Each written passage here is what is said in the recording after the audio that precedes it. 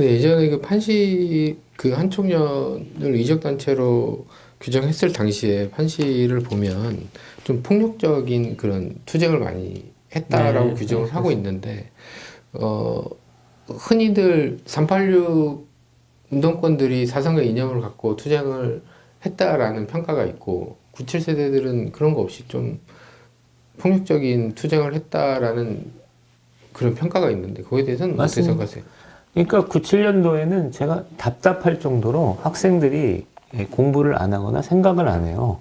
예. 그러니까 한민전의 방침이 뭐였냐면 김영삼 정권 조기 타도 투쟁, 조기에 타도하자라는 건데 그거를 그 토론을 해보면 그 얘기를 막 하고 댕기고 그걸 가지고 화염병을 던지고 하는데 그 주장이 갖는 의미에 대해서 얘기해봐라 그러면 얘기를 하는 친구들이 거의 없어요. 그러니까 단순 맹동 있잖아요. 행동대장 같은 느낌이 아주 강했었고 그래서 정치적이고 사상적인 맥락은 거의 없는 그냥 행동 위주인데 행동은 상당히 과격했습니다. 97년 한총련 출범식 사태를 얘기하는데 이미 3월, 4월, 5월 달에 각 학교에서 화염병 투쟁이 빈발했어요.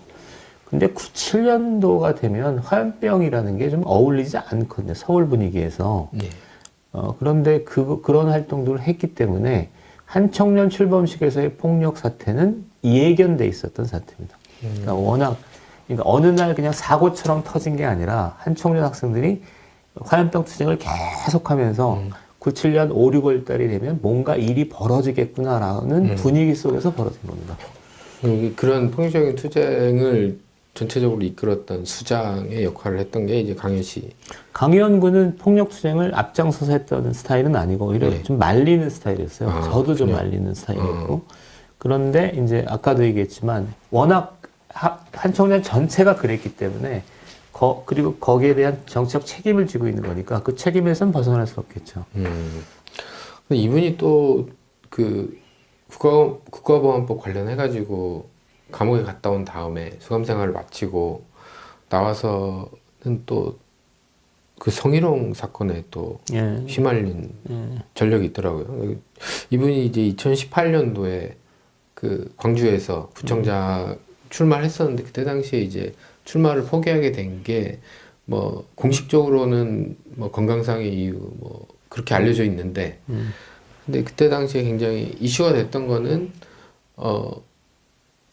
성희롱을 했던 15년 전의 과거가 이제 밝혀지면서 이분이 굉장히 좀 난감한 입장에 놓였었고 그래서 이제 사라졌다 뭐 이런 얘기가 있더라고요. 지금 저도 그 당시에 네. 그 얘기를 들었었고 이리저리 탐문도 해봤는데 두 가지 해석이 있습니다. 저는 잘 모르겠습니다. 두 가지 해석을 소개한다면 네. 첫 번째는 그 어떤 성추행 정도는 그렇게 심하지는 않았던 것 같아요. 그런데 이러저러한 우여곡절 끝에 강의원 씨가 자결을 하면서 자살 시도를 하면서 흐지부지 됐고 네. 광산구청장 선거에 나올 때 다시 재론됐던 네. 이렇게 보는 사람이 하나 있고 그 당시에 미투나 페미니즘이 좀 과도하게 진행된 측면이 있거든요.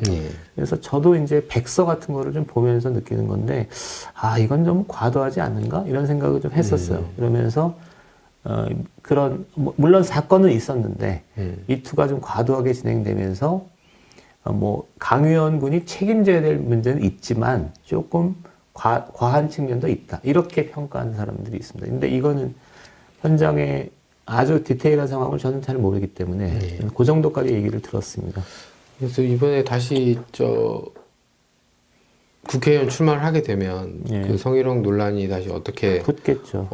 이제 불거지는지 그것도 좀 지켜봐야 될 관전 포인트가 될 것 같아요. 근데 어쨌든 네. 미투가 과도했건 아니건 간에 우리 사회에 어떤 사회적 합의는 있잖아요. 네.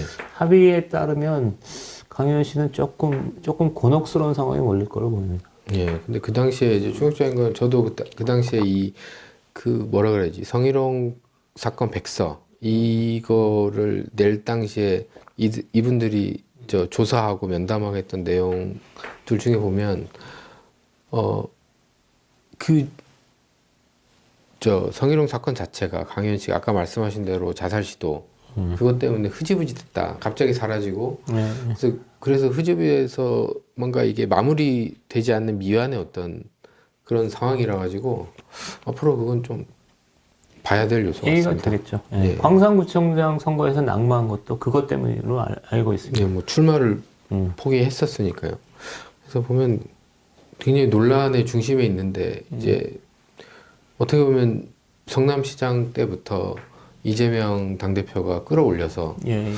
이분을 굉장히 많이 썼는데 좀 대선 때도 굉장히 일정 옆에 그러겠죠. 붙어서 하는 예. 역할로 이제 했더라고요. 그래서 저는 과연 이런 전력이 있으신 분이 정치권에 진출한다면 과연 지금 우리 사회가 지금 어떻게 되는지도 굉장히 걱정이 되거든요. 거기에 대해서는 어떤 생각이 드세요? 497 세대라고 해서 그 예.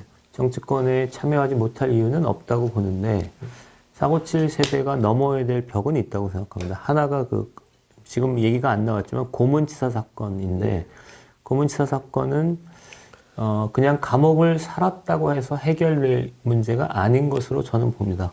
최근에 기자들, 그 당시 초임 기자들과의 얘기 속에서 우연히 들은 얘기인데 제가 알고 있었던 것보다 치사의 정도가 훨씬 노골적이고 좀 끔찍했던 것 같아요. 만약에 그런 거라면 이게 학생 운동이니까 학생이니까 좀 봐준 측면이 있거든요. 예. 그게 일반 형사범이었다면 그 정도로 안 끝났을 거예요. 따라서 이 문제에 대해서 좀 투명하게 얘기할 필요가 있고 예. 그 다음에 특히 강의원 군은 현장에 없었기 때문에 그래도 참작의 여지가 있는데 전남 해남에서 출마하는 정희찬 씨는 거의 직접 가담자예요. 그리고 네. 지금도 자기의 어떤 잘못에 대해서 솔직하게 인정하는 듯한 느낌은 아니거든요. 그래서 이건 문제가 있다고 생각하고 두 번째는 강의원 씨의 어떤 회고록 같은 걸 보면 97년에 그 한총련이 이적단체로까지 몰린 정치적 상황 그리고 그거에 대한 종합적인 판단과 어떤 평가들이 얼마나 진지하게 이루어졌는가에 대해서 저는 깊은 의구심을 갖습니다. 강의원 씨의 책을 보면 예. 한총련 사태에 대해서는 그냥 잠깐 언급하고 말거든요. 한총련 의장이었다는 예. 얘기만 잠깐 한 줄 나오고 나머지는 다 이거예요. 그러니까 예. 공백이에요. 이건 제가 운동권 열전을 쓸 때 주사파 출신의 정치인들한테 느꼈던 동일한 감성이거든요. 그러니까 자기 과거가 있는데 분명히 근데 그 과거에 대한 평가들을 하지 않아요. 기록을 남기지도 않고 어물쩡 그냥 다른 얘기만 하기 때문에 이거는 종합적인 평가와 자성이 필요하다고 생각합니다. 그런데 그 나머지 얘기들, 그러니까 아까 얘기했던 무슨 직접 민주주의랄지, 그다음에 농촌 사회주의랄지, 뭐 이런 것들을 얘기하는 걸 보면 참 하여튼 한청년 세대에 대해서 갖고 있는 깊은 우려는 네.